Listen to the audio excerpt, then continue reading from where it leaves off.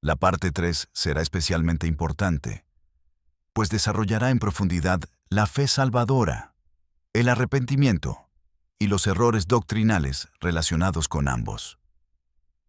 Continuemos con la parte 3 de esta conversación.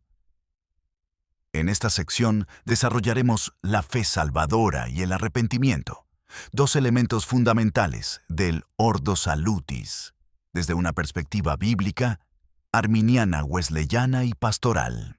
En nuestra sesión anterior, vimos que el ser humano es incapaz de salvarse por sus propios méritos y que el Espíritu Santo obra mediante la gracia preveniente para atraer al pecador hacia Cristo. Pero ahora surge una pregunta decisiva. ¿Cómo responde el ser humano al llamado de Dios? Esa respuesta se resume en dos palabras inseparables dentro del Nuevo Testamento: fe y arrepentimiento. Jesús comenzó su ministerio proclamando: el tiempo se ha cumplido y el reino de Dios se ha acercado. Arrepentíos y creed en el Evangelio. Marcos 1:15.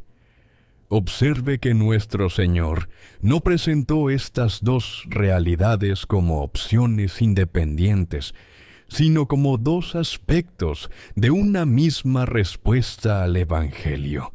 ¿Qué es la fe salvadora? En muchos círculos cristianos se habla mucho de la fe. Sin embargo, con frecuencia las personas entienden la fe simplemente como pensar positivamente o aceptar intelectualmente que Dios existe. ¿Es esa la fe que salva? No, la Biblia presenta una fe mucho más profunda.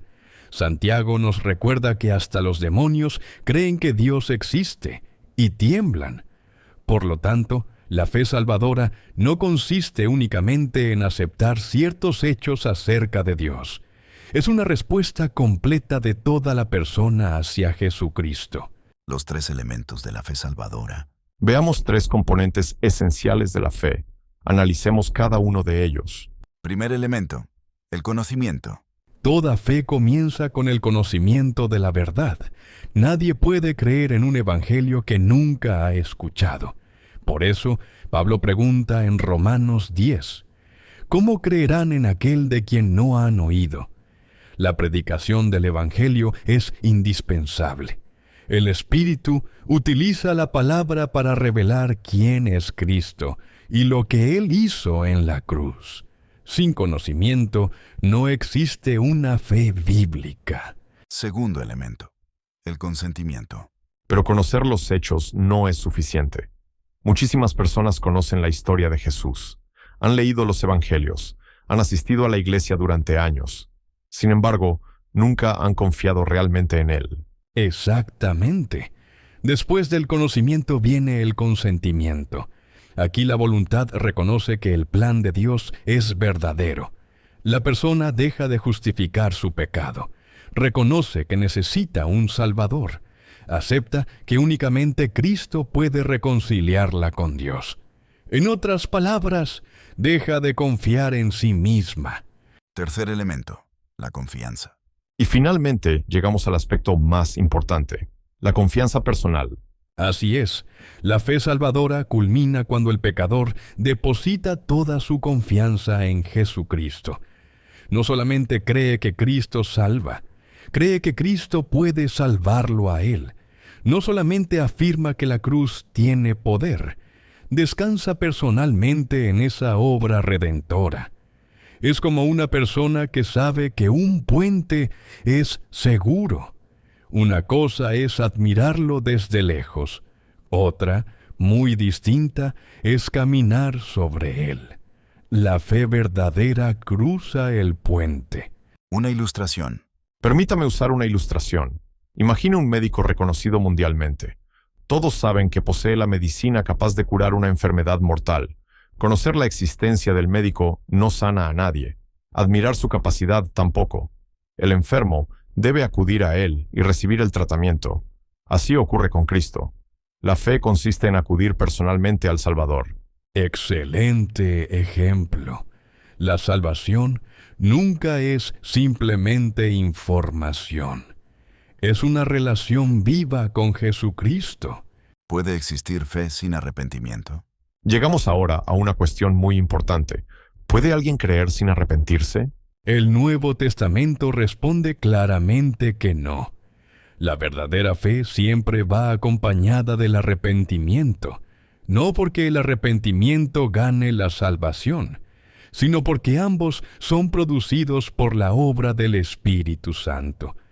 Cuando alguien contempla la santidad de Dios y comprende el amor manifestado en la cruz, inevitablemente reconoce la gravedad de su pecado. ¿Qué significa arrepentirse? La palabra arrepentimiento suele entenderse de maneras muy diferentes. ¿Cómo la define la Biblia? La palabra griega metanoia significa literalmente cambio de mente. Pero ese cambio va mucho más allá de modificar una opinión.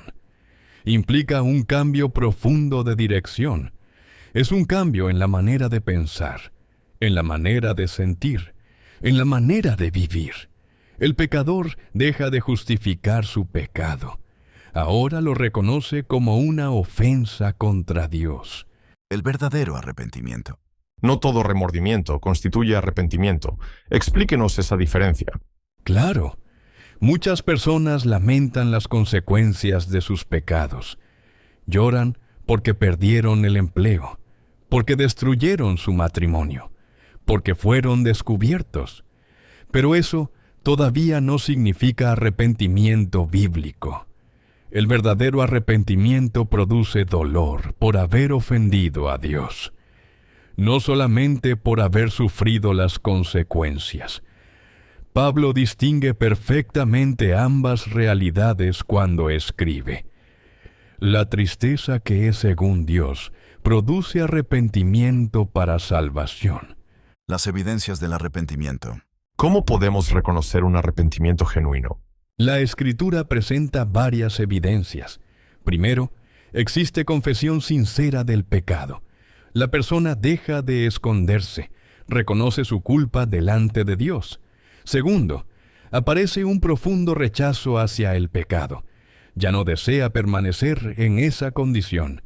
Tercero, existe un cambio visible de conducta. No hablamos de perfección inmediata, hablamos de una nueva dirección de vida. Zaqueo es un excelente ejemplo. No solamente confesó, también restituyó lo que había robado. Su conducta evidenció la realidad de su arrepentimiento. Errores acerca de la fe salvadora. De los errores doctrinales relacionados con la fe, ¿cuál considera usted el primero?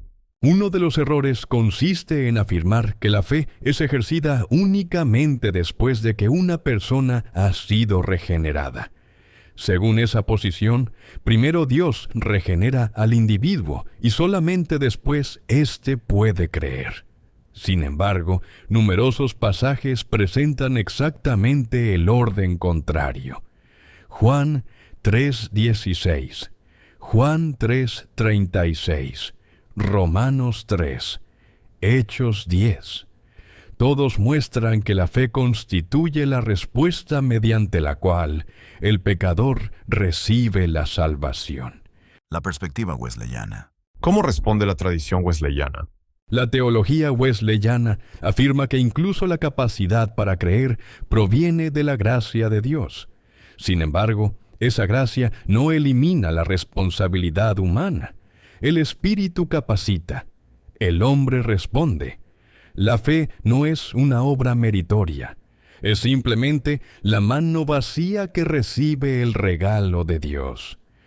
Por eso Efesios afirma: porque por gracia sois salvos por medio de la fe. La fe nunca sustituye la gracia.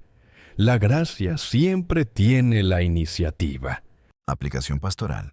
Esta doctrina tiene una enorme importancia para quienes predicamos el Evangelio. No basta con pedir decisiones rápidas. Debemos llamar a las personas tanto a creer como a arrepentirse. Exactamente. Predicar únicamente la fe puede producir un cristianismo superficial. Predicar solamente el arrepentimiento puede conducir al legalismo. El Evangelio une ambas realidades. Cristo ofrece perdón completo, pero también transforma completamente la vida. En resumen, hoy hemos aprendido que la fe salvadora posee tres elementos inseparables: conocer la verdad del Evangelio, aceptar esa verdad con todo el corazón, confiar personalmente en Jesucristo. También vimos que el arrepentimiento no consiste simplemente en sentir culpa, sino en experimentar una transformación profunda de la mente, del corazón y de la voluntad, producida por la gracia de Dios. Y recordemos una verdad que resume toda nuestra conversación. La fe recibe el regalo de Dios. El arrepentimiento vuelve el corazón hacia Dios. Ambos son inseparables en la experiencia de la salvación. En nuestra próxima clase estudiaremos el orden de la salvación, según Thomas C. Oden, analizando paso a paso la obra del Espíritu Santo, desde la convicción de pecado hasta la santificación plena. También exploraremos cómo el Espíritu guía al creyente en cada etapa del camino de la salvación. ¿Y por qué este modelo ha sido tan influyente dentro de la tradición wesleyana?